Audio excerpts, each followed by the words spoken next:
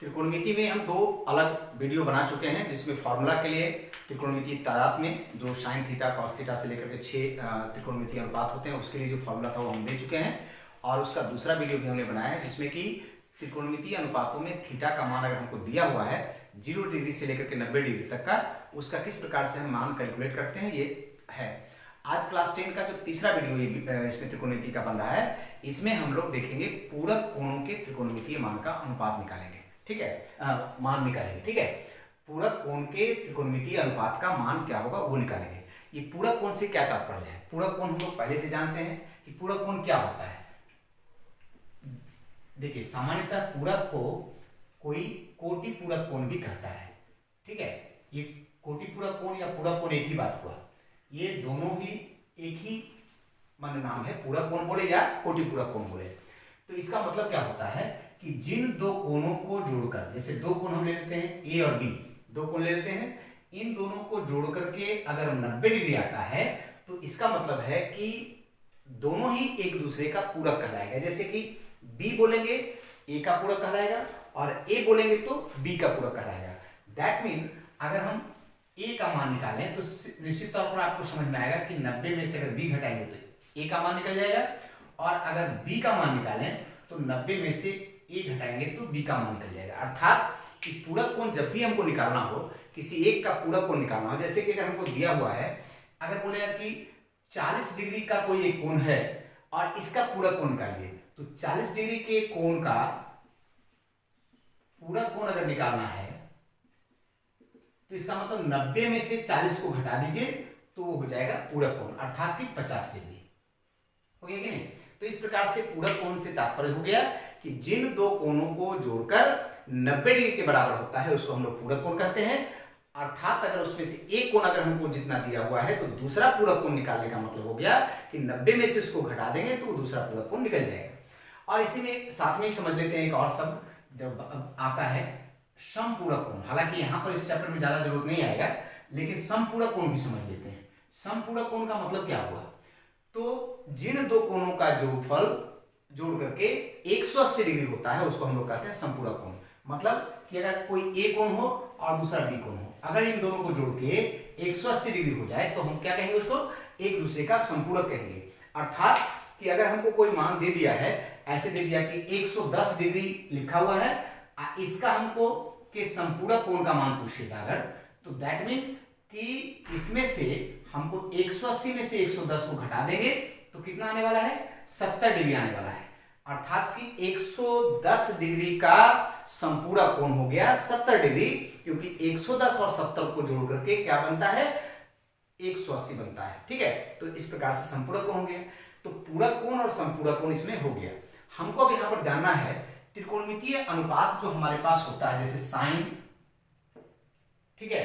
तो हम अगर देखते हैं कि मान ले एक सामान्यतः है एक समकोण त्रिभुज के लिए ही हम लोग त्रिकोणमितीय अनुपात का मान निकालते हैं, पहले से हम लोग को पता है, ठीक है। तो जैसे ये समकोण त्रिभुज है, इसमें से एक कोण 90 डिग्री का है, तो इसमें सामने का जो भुजा होगा वो अपने आप, इसको हम लोग पहले से जानते हैं कि कर्ण बोला जाता है। किसी भी समकोण त्रिभुज में 90 डिग्री मतलब समकोण के सामने की जो भुजा होती है वो कर्ण कहा जाता है। तो कर्ण हो गया।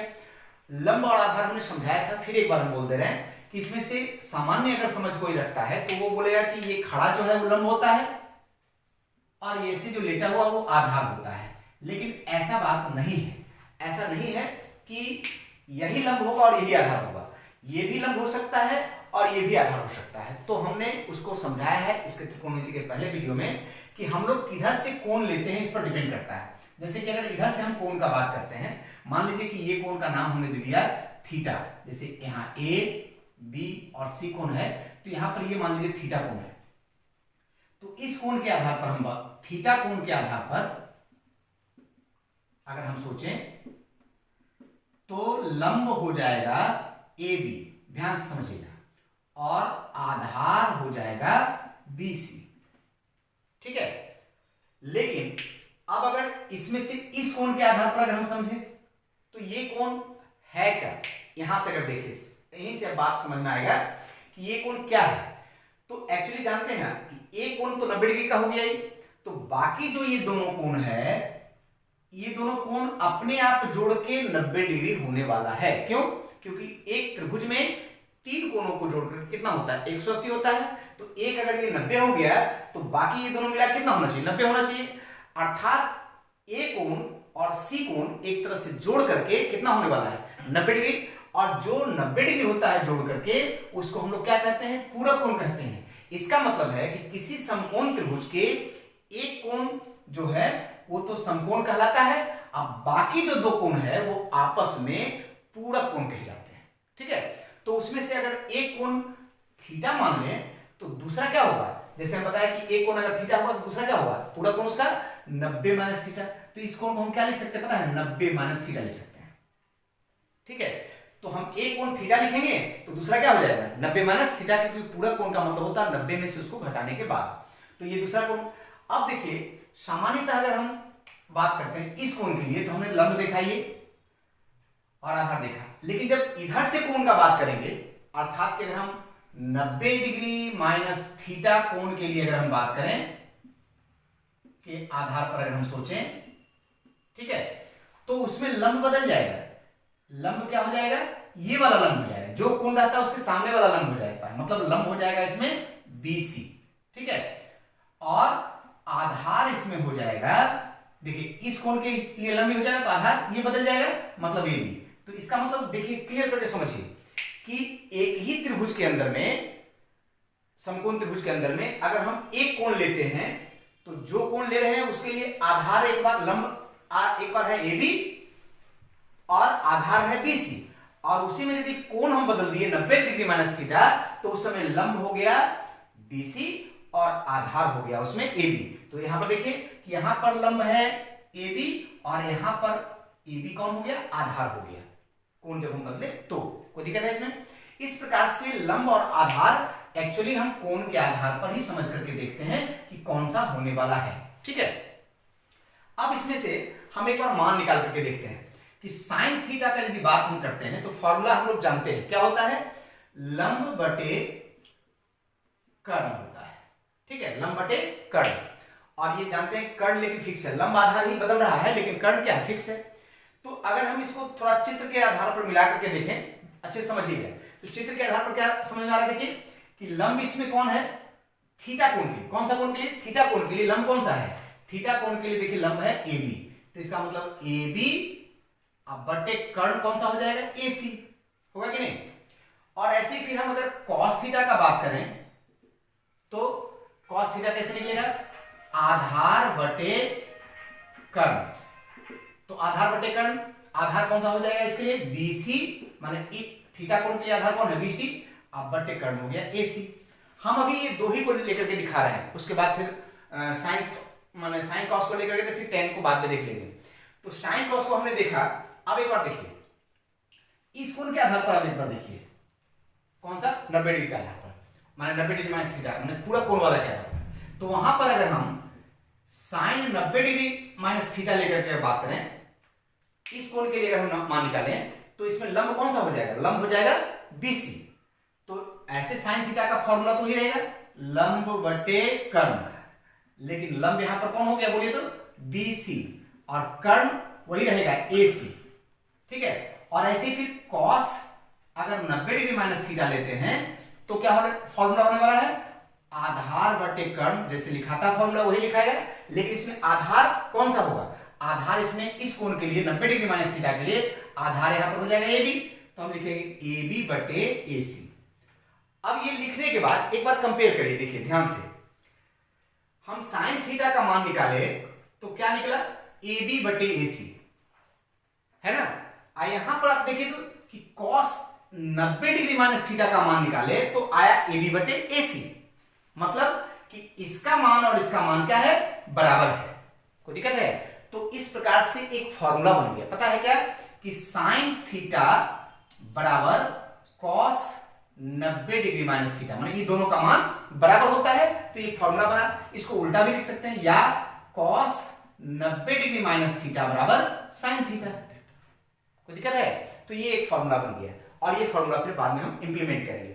ठीक है, ऐसे यहां पर एक बार देखिए कि cos थीटा का मान जितना आया और साइन 90 डिग्री माइनस थीटा का मान देखिए वही है BC बटे AC और BC बटे AC। इसका मतलब कि हम ऐसा लिख सकते हैं कि cos थीटा बराबर कितना, साइन 90 डिग्री माइनस थीटा, या साइन 90 डिग्री माइनस थीटा बराबर cos थीटा हो गया। तो अब क्लियर हो गया कि इसका मतलब कि यहां देख लिए क्लियर हो गया कि जो पूरक कोण के आधार पर हम अगर अनुपात निकालते हैं तो अगर cos का पूरक कोण का जो मान निकल रहा है वो साइन के थीटा कोण के लिए मान निकल जाता है। तो इसी प्रकार से हम अब ये दो समझ चुके हैं, तो बाकी हम बना नहीं रहे हैं, बाकी आप लोग बना लीजिएगा। हम डायरेक्ट लिख रहे हैं कि अगर इसी तरह से tan 90 डिग्री माइनस थीटा का बात अगर हम करेंगे तो हो जाएगा cot थीटा, ठीक है। और इसी तरह से अगर cot 90 डिग्री माइनस थीटा का बात करेंगे तो हो जाएगा कितना, tan थीटा होगा कि नहीं, बोलिए। जैसे ही निकला वैसे tan का cot में चला जाएगा और cot का tan में चला जाएगा, ठीक है। ऐसे ही अगर sec का बात करेंगे तो sec 90 डिग्री माइनस थीटा बराबर हो जाएगा cosec थीटा, और cosec 90 डिग्री माइनस थीटा मतलब हो जाएगा sec थीटा।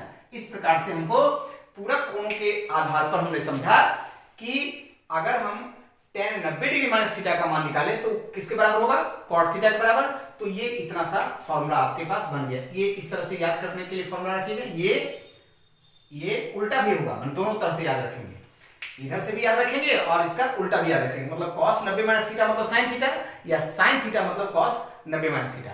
हम एक उदाहरण लेकर के दूसरा भी समझ रहे हैं। जैसे अगर हम बात करते हैं sin 30 डिग्री, देखिए ध्यान से sin 30 डिग्री, तो sin 30 का मतलब ऐसा भी हो सकता है ना कि 90 में से अगर हम 60 को घटाते हैं तो 30 आता है, 90 में से 60 को घटाते हैं तो 30 आता है। तो इसका मतलब कि ये जो है एक तरह से 90, इसको अगर थीटा समझ लें तो साइन 90 माइनस थीटा जैसा होगा। ये वाला जैसे देखिए साइन 90 माइनस थीटा जैसा है। तो साइन 90 माइनस थीटा का मतलब कितना होता है, cos थीटा।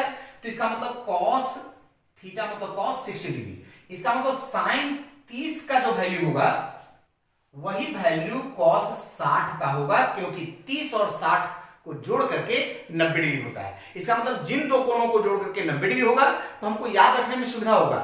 क्या सुविधा होगा, देखिए कि अगर हम बात करें एकदम इजीली, अगर देखें हम एक्टिवली यहां पर देखिए तो फॉर्मूला जो हमारे पास इस चैप्टर में आया, इस चैप्टर में मात्र 6 फॉर्मूला ही आया, उसको हम उल्टा सीधा करके याद रखें कि अगर हमको दो कोणों का योगफल अगर 90 डिग्री होता है तो उसमें से एक कोण दूसरे का पूरक कहलाता है। और इस प्रकार से उसका फॉर्मूला हमने फाइनली जो पाया यहां पर लिख दिया फिर से कि साइन 90 डिग्री माइनस थीटा बराबर cos theta, cos 90 degree minus theta बराबर sin theta, tan 90 degree minus theta बराबर cot theta, cot 90 degree minus theta बराबर tan थीटा, और इस तरह से cosec 90 डिग्री माइनस थीटा बराबर sec थीटा, और sec 90 डिग्री माइनस थीटा बराबर cosec थीटा। इस फॉर्मूला का इंप्लीमेंट करते हुए हम एक दो मैथ को यहां पर समझा दे रहे हैं, तो इस चैप्टर में बाकी बात समझ में आ जाएगा, बहुत ज्यादा हार्ड नहीं है, ठीक है। कैसे हम उपयोग करते हैं, तो देखिए यहां पर जैसे ये क्वेश्चन है कि cos 53 डिग्री बटे cos 37 डिग्री।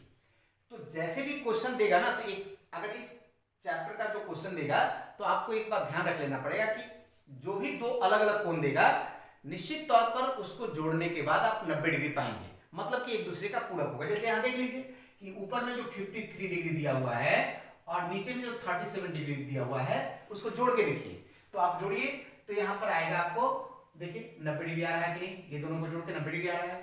इसका मतलब साफ है कि 53 डिग्री 37 का पूरक है या 37 डिग्री 53 का पूरक है, एक दूसरे का पूरक है। अब इसमें हम किसी एक का मान अगर रखें तो ऐसा कर सकते हैं, जैसे 53 डिग्री का बात अगर करें तो 90 डिग्री में 37 डिग्री को घटाएंगे तो 53 डिग्री आएगा। इसका मतलब हम 53 कहीं पर है तो पहला काम हम ऐसा कर सकते हैं कि 90 में से 37 घटा करके उसको लिख सकते हैं। तो अब यहां पर लिख दिए, देखिए तो यहां पर cos, ये अभी cos ही रहेगा, सिर्फ इस कोण का मान हम इतना लिख सकते हैं, देखिए तो लिख सकते हैं ना।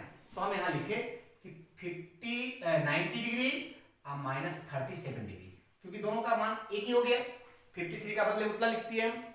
लेकिन अब जब ऐसा लिखे हम तो अब एक बार मिला के देखिए कि ये फॉर्मूला पर बैठ गया। कैसा फॉर्मूला पर, ये देखिए यहां पर cos 90 माइनस थीटा का मतलब होता है sin theta, degree minus 37 degree हमने लिखा, और ये पैटर्न एकदम बिल्कुल सेम आ गया, क्या cos 90 माइनस थीटा जैसा है, उसको हम क्या लिख सकते हैं, साइन थीटा लिख सकते हैं।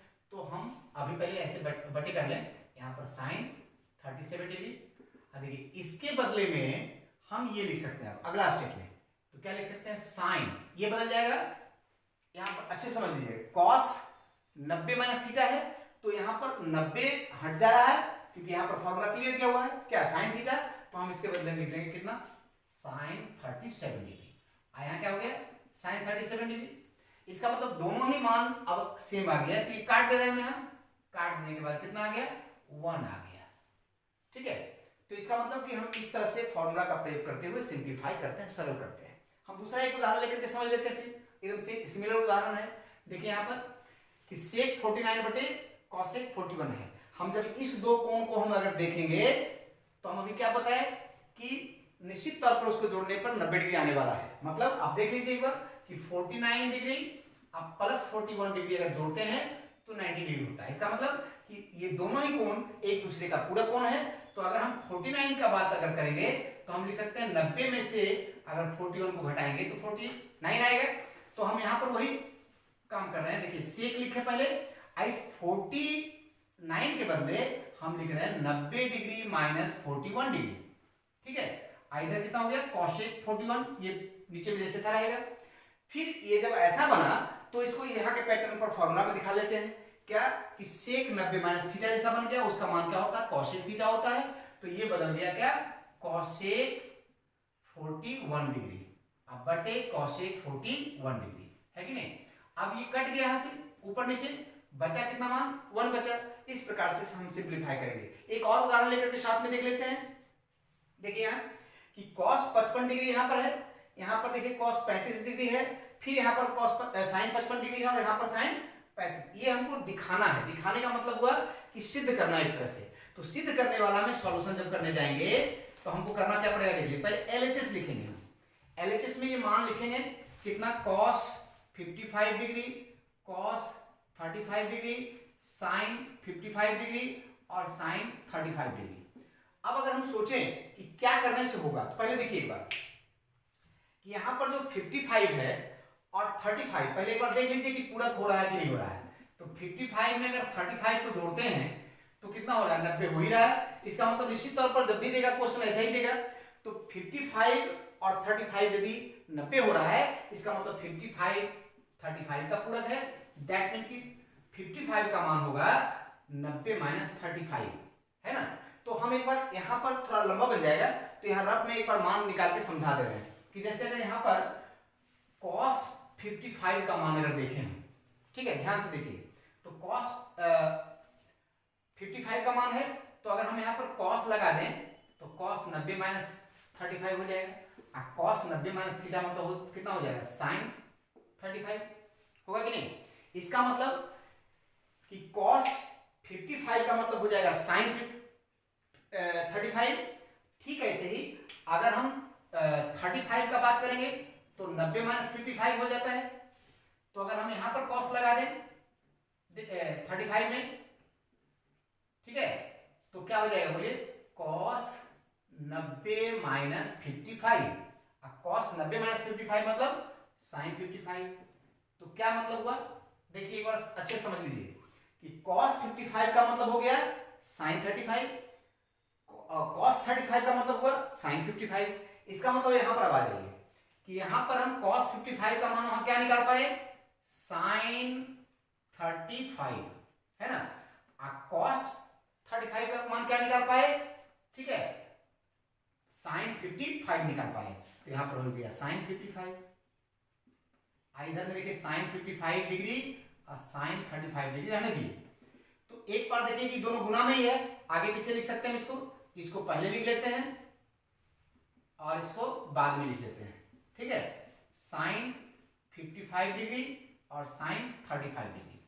तो क्या हुआ, दोनों तो सेम आ गए प्लस माइनस में, तो कट जाएगा और कट करके मान क्या आ जाएगा, 0 आ जाएगा।